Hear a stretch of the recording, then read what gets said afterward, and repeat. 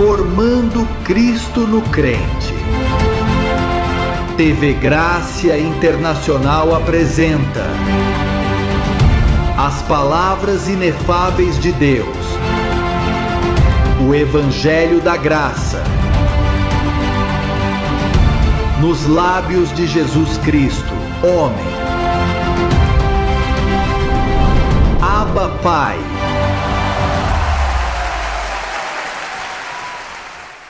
Bem, vamos ao que interessa. Vamos ao Evangelho. Hebreus capítulo 13, versículos 20 e 21. Eu recebo as palavras do Espírito para explicar o que meu Pai me deu. E o Deus de paz que ressuscitou dos mortos, nosso Senhor Jesus Cristo, o grande pastor das ovelhas, pelo sangue da aliança eterna. Observe que o Deus da paz que ressuscita o véu é Jesus de Nazaré. Em outras palavras, ele, o Deus da paz, estava dentro desse véu e morreu com ele. E então o próprio Deus naquele véu o ressuscita. É por isso que os evangélicos acham que há dois deles. Eles dizem o Pai e o Filho. E em parte eles têm uma certa lógica, mas é um só. Porque Deus sempre foi um. De fato, Jesus de Nazaré disse: eu oro para que vocês sejam um, assim como eu e meu Pai somos um, porque Ele é um. Mas Deus, quando Ele entra em um véu, o véu se vê de uma forma, mas quem está aí é Deus. Veja, e diz que Cristo foi crucificado em debilidade, não em poder. Isso significa que ele era um homem débil. E embora cumprisse a lei, ele às vezes frequentava certos lugares. Ele foi crucificado em debilidade, tentado em tudo. Agora, aquele que estava lá dentro tinha todo o poder, mas esse poder, observe que diz, com o poder que pode conter todas as coisas em si mesmo, porque quando Deus entra em um véu, está se reduzindo a ser quase nada. Imagine isso, Deus. É por isso que as pessoas dizem José Luiz é Deus? Mas como isso é possível? Mas é que estão olhando para o véu, e com os limites que um tem tremendo. Mas aqui está escrito que ele é o grande pastor das ovelhas pelo sangue da aliança eterna. Agora vejam o que está escrito. Ele os aperfeiçoará em toda boa obra, para que possa fazer a sua vontade, os faça aptos em toda boa obra, para que você possa fazer sua vontade. E vejam a beleza disso, esse é um negócio redondo. Ele diz, fazendo ele em vós, ou seja, não é você. Fazendo ele em vós o que é agradável perante ele, por meio de Jesus Cristo, a quem seja glória para todos sempre. Amém. Versículo 22. Rogo-vos, irmãos, que suporteis a palavra de exortação, pois vos escrevi brevemente. Ei, eu disse, mas por quê? Esse é um negócio redondo, fazendo ele em você. E então ele diz, vejam, suportem essa palavra de exortação. Exortação significa repreensão. Um alerta. Então, alguém diz, mas por que você tem que dizer isso, Paulo, se essa é a melhor coisa que já ouvi, que não sou eu que é fazendo ele em você? E isso me deixou pensando por uma causa. Porque como vivo neste véu, tenho que aprender e tenho que aprender por vocês. Ou seja, eu aprendo, sofro e com essa consolação que sou consolado, eu consolo. Mas há momentos em que o Espírito me dá versículos como esse. Mas então eu não tinha lido o outro. Eu sempre lia, fazendo ele em você. Ei, que fácil! Não sou eu, é fazendo ele em você. Mas então Paulo diz, suportem esta exortação. E mais tarde, eu li a mesma coisa. Em 2 Coríntios 3, 5. Vejam o que ele diz.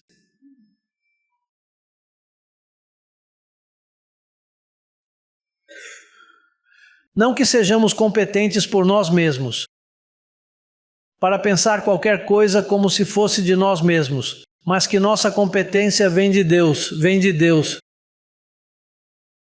o qual também nos constituiu ministros de um novo pacto, não da letra, mas do Espírito, porque a letra, a informação mata, mas o Espírito vivifica.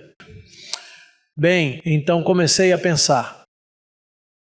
Eu estava assistindo a um programa do Sistema em que o pastor dizia: se você não fizer um plano, Deus não poderá executá-lo.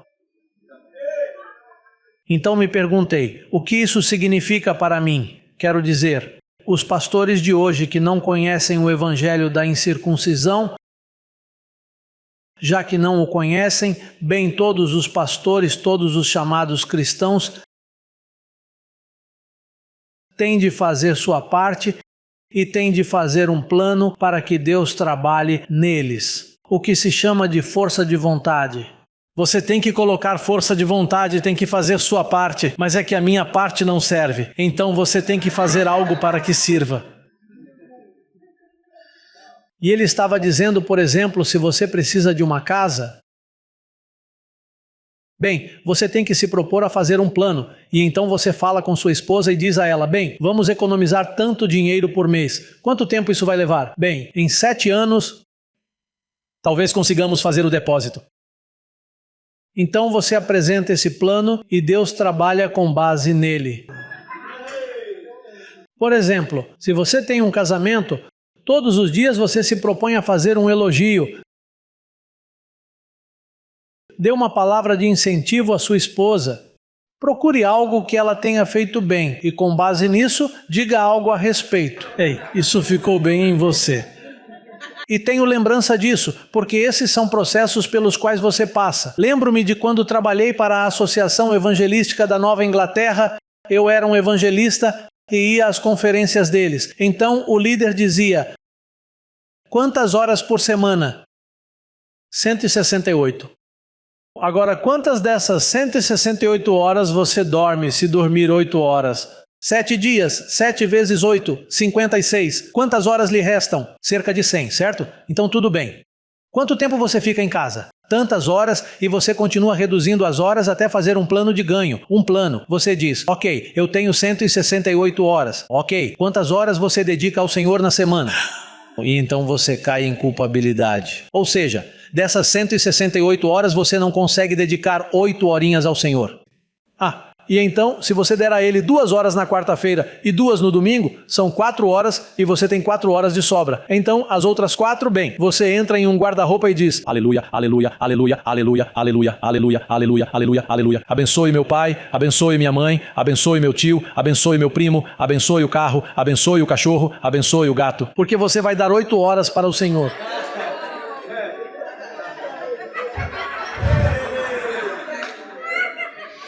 Então quero dizer, eu me enquadrei um pouco nisso, embora sempre tenha sido um pouco rebelde, mas porque eu estava lá, eu estava sob aquela cobertura. E você se submete ao que o pastor e seu líder lhe dizem. Quando você vai a um lugar, você recebe daquele líder. E se você não sabe mais do que ele, então tem de se submeter a isso. E isso se chama humanismo, ou seja, fazer a sua parte. Agora Paulo diz aqui, veja, isso é fazendo ele em você. Fazendo ele, e sua competência não é sua. Então você quer dizer que estou falido. Claro, a carne para nada aproveita. Além disso, diz que os desígnios de sua carne não está sujeita à lei de Deus. Então você tem que chegar à conclusão. Porque ele diz, fazendo ele em você e te faça apto para toda boa obra, de acordo com sua vontade. Ele quer dizer, estou apto no que diz respeito à salvação, mas então tenho que ser apto em toda boa obra para fazer a sua vontade. Então eu disse, bem, por quê? Muitos de nós chegamos, conhecemos o pacto, reinando em vida. Tudo está bem. Anjos comigo. E você confessa isso. Eu confesso que tudo está bem. e você está calmo, mas a ideia é que há um processo fazendo ele em você. Agora, como isso é feito? Bem, isso me veio à mente. Eu estava no meio de uma tarefa, um dever de casa, como as crianças fazem quando voltam da escola. Elas dizem, mamãe, me ajude, eu não sei isso.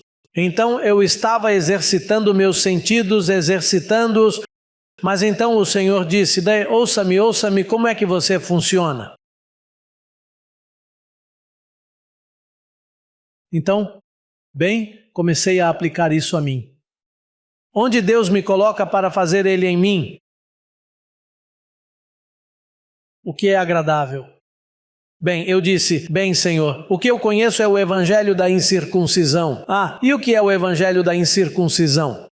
É o poder de Deus, o evangelho é o poder de Deus. Ok, e como trabalha esse poder? Esse poder funciona quando eu o confesso.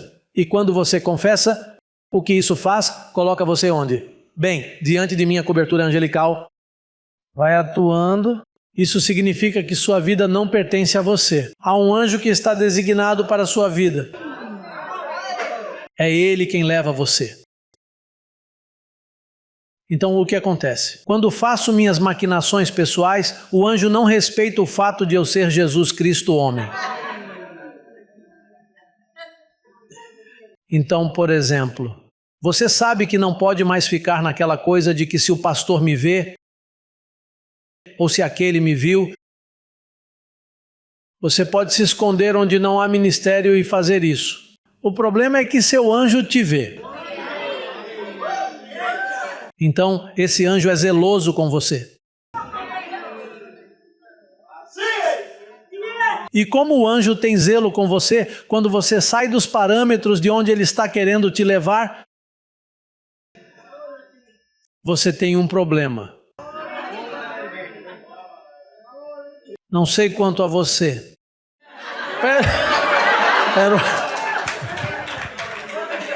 Mas para mim não está indo bem. Quando faço algo que não está de acordo com as obras preparadas de antemão para a minha vida, não vai bem para mim. Isso soa como legalismo, pastor, você vai nos assustar? Não é legalismo e não é assustador. É para você viver no temor do Senhor. Para quê? Para que você não maquines nem faça o que der vontade. É uma ajudinha. Mas a ideia está lá. Veja o bonito disso. Eu desfrutei de tudo isso. A beleza disso é que você não está sozinho. Você não está só. Você é bem observado. E aí você não tem problemas porque quem está observando você é um anjo. Ele não vai envergonhar você. Agora sim, ele vai tratar do seu caso porque você tem uma audiência com ele. Sabe por que você tem uma audiência? A audiência quando você está precisando. A audiência quando você precisa de prosperidade. A audiência quando é o quê? Um trabalho prévio. Você tem audiência com ele, mas a audiência quando você sai das obras de antemão que ele tem para você. E eles atendem seu caso e sabem como atender muito bem. Eles sabem como lidar com o caso muito bem. Em outras palavras, suas maquinações não podem ser escondidas do seu anjo. Elas podem se esconder de mim, e de seu irmão e de sua esposa, de seu marido, de sua namorada. Mas desse anjo você não escapa, porque você não é propriedade sua. Você é propriedade de papai.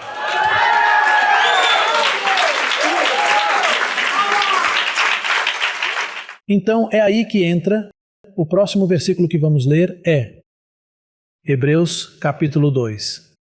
Ele diz que, portanto, devemos prestar mais diligentemente atenção às coisas que ouvimos, para que não nos desviemos.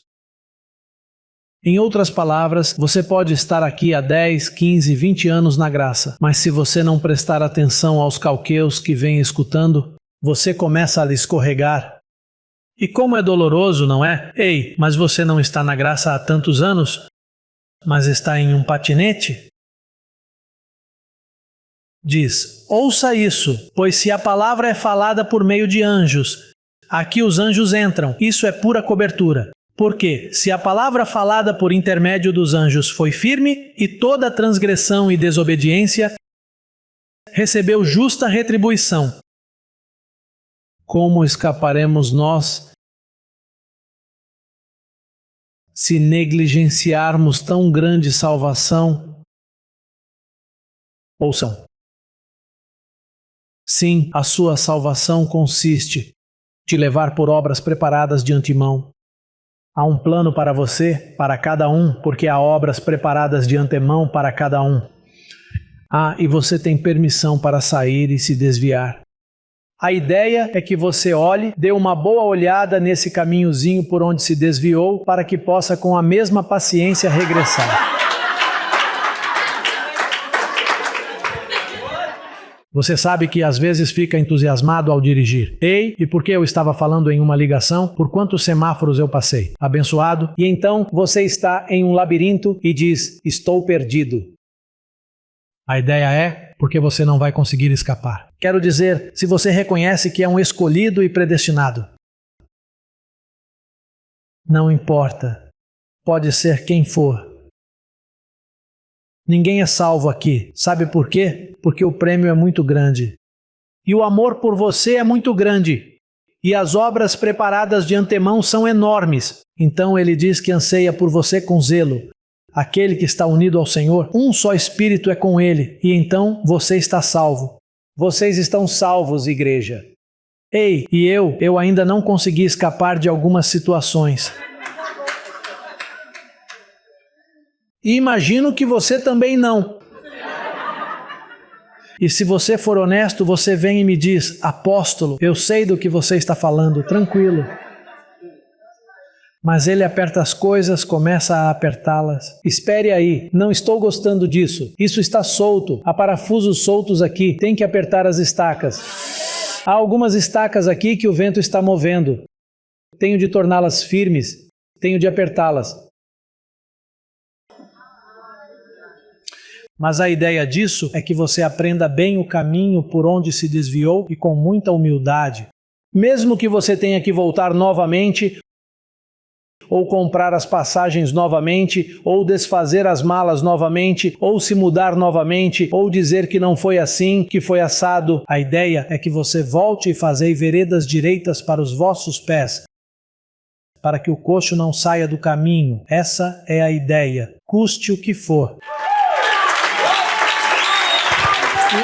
A ideia é que você sinta paz com seu anjo. Ei, eu me sinto em paz, me sinto leve. Estou fazendo a coisa certa. O caminho se torna mais claro e então você recupera sua força, sente-se melhor, sente-se mais iluminado. Porque há uma linguagem corporal, há uma linguagem do corpo. Quando você não está na linha, até seu cabelo fala sobre você.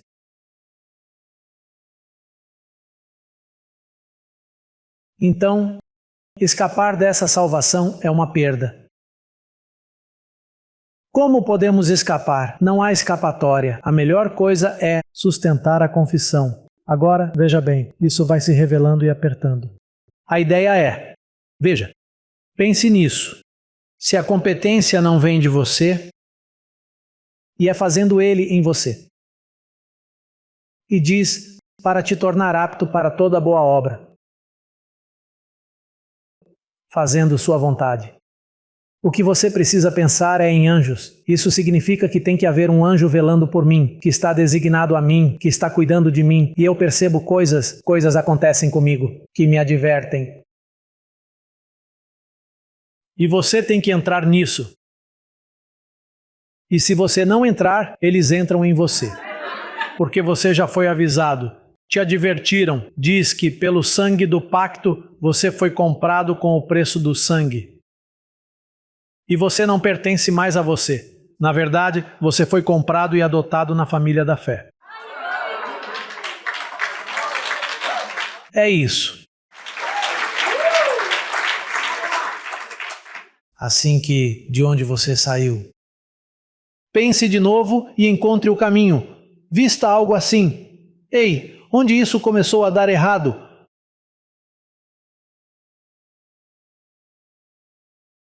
Quero dizer, se você puder voltar atrás, porque às vezes não é possível.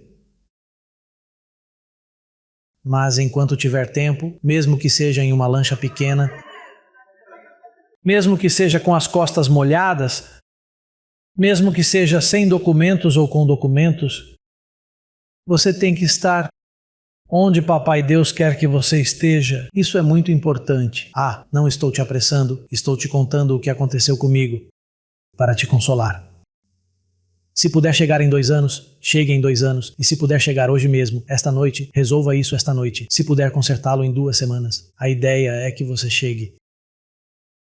Veja, disseram a Abraão, você vai ter um filho. Sim, Sara vai lhe dar um filho, foi específico.